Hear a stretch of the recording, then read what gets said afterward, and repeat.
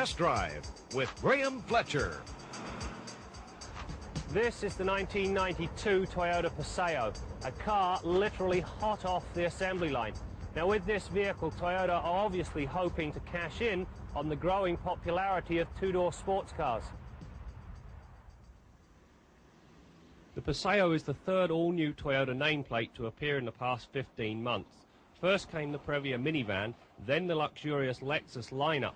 Incidentally, next week on Test Drive we will be looking at the latest Lexus, the SC400. While the Paseo is based on the Tercel, it was developed as a parallel project. As such, the Paseo does not share any exterior body panels, and only the interior design gives away the Tercel influence, the instrument panel in particular. The binnacle that houses the instruments follows the same contour as the steering wheel. This ensures the driver an unobstructed view of the comprehensive analog dash.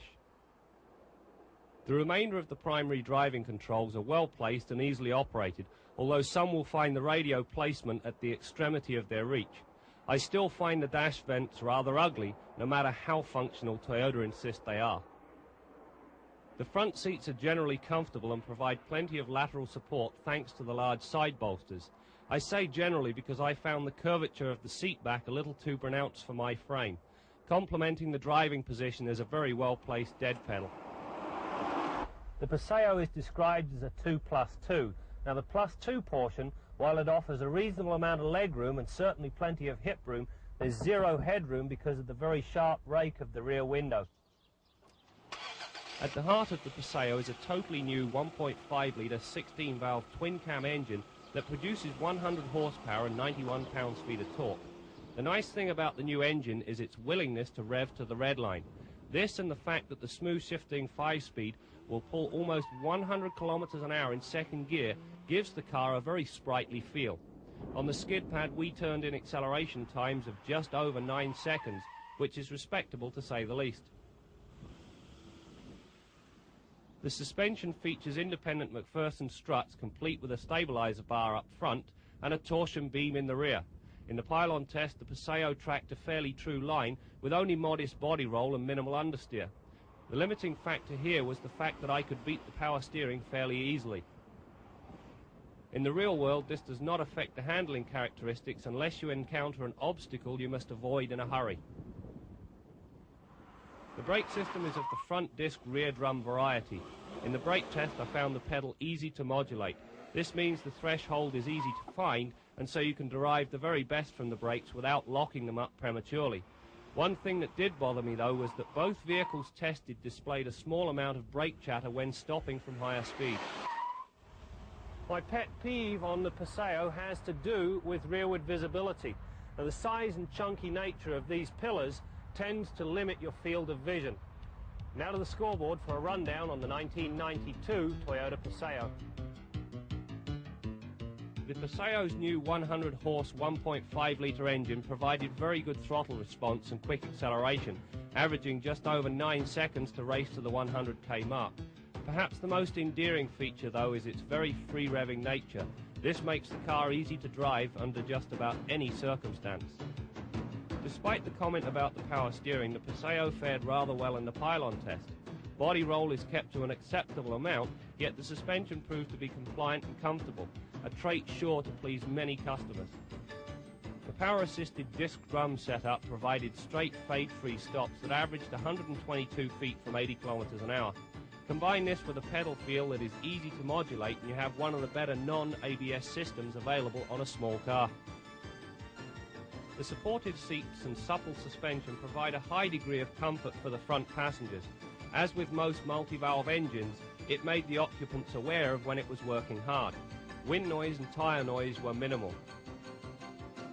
Given the performance, the average fuel economy of 8 litres per 100 kilometres or 35 miles per gallon for the manual and 9.1 litres per 100 kilometres or 31 miles per gallon returned by the automatic is reasonably good.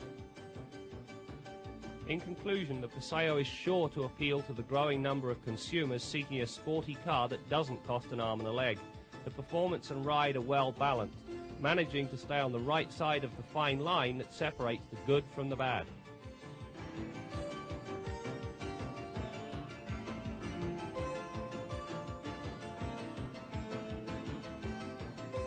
Test Drive with Graham Fletcher. The logo you're looking at is Toyota's new corporate emblem. This week on Test Drive, it's being carried around by the equally new 1991 Toyota Tercel, a familiar name with a whole new look. Under the hood of the Tercel is a 1.5-litre 12-valve electronically fuel-injected engine. Despite the relatively low 82 horsepower on tap, the car has a peppy feel, managing to reach the 100k mark in just over 11 seconds. To keep the power coming in a smooth fashion, you must keep the revs up above 3,000 RPM. If you don't, the car struggles and feels decidedly flat. Matched with this engine is a 5-speed manual transmission. I found a couple of things subpar here. Firstly, the shifter imparts a vague and notchy feel, and secondly, you have to push down with quite a lot of pressure on the clutch pedal to override the interlock. This device is used to make sure your foot is firmly planted on the clutch before you start the car. Both of these are minor items, but do nonetheless detract from the overall pleasure of driving. The underhood layout is very good, with all service items being readily accessible. Even the oil filter can be reached with relative ease. The dash is a plain and straightforward affair. The instrument cluster offers ample information that is readily retrieved. The interesting part of the dash are the 4 face-level vents. They're simple to operate and work very well, but they are rather ugly, especially in the closed position. The interior is well laid out, offering plenty of room given the small dimensions. Getting in and out of the back seat is accomplished best from the right side of the vehicle. The passenger seat tilts and slides forward in one smooth motion. The trunk is very well thought out. The lift over is low, the 60-40 split folding rear seats can be locked in the upright position, and there are 2 handy clips to hold the seat belts out of the way while you raise or lower the seat backs. Up front, the seats are comfortable and well contoured, offering fairly good lateral support.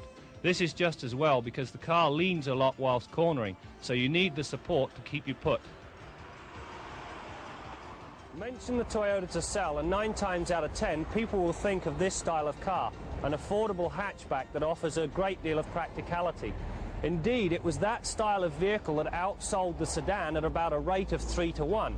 The present vehicle is only available as a 2 or 4-door sedan. You may say, so what? So what is that you cannot now get into a hatchback Toyota for less than $18,000. In fact, the only hatchback model Toyota offer is the Celica. On the skid pad, the Tercel negotiated the pylon test fairly well. There was some body roll, but it was nothing to get worked up over. The car also displayed a tendency to understeer if pushed hard. Now, this trait can be put down to the skinny 155 ATR 13 tyres. On the road, there was a general consensus that the suspension could do with being a little softer. All but minor road imperfections are transmitted to the occupants. The Tercel features a front disc rear drum brake system. The pedal feel is good and it's easy to modulate. Stops from 80 were accomplished in 121 feet, and unlike some other front-wheel drive cars, there was no tendency for the rear brakes to lock prematurely. This ensures straight, stable stops. Before we go to the scoreboard, it's time for my pet peeve, and on the Tercel, it's to do with the driver's seat. I found it too high off the floor, meaning that I was very close to the roof, and I found myself ducking to get a proper view or reclining the seat.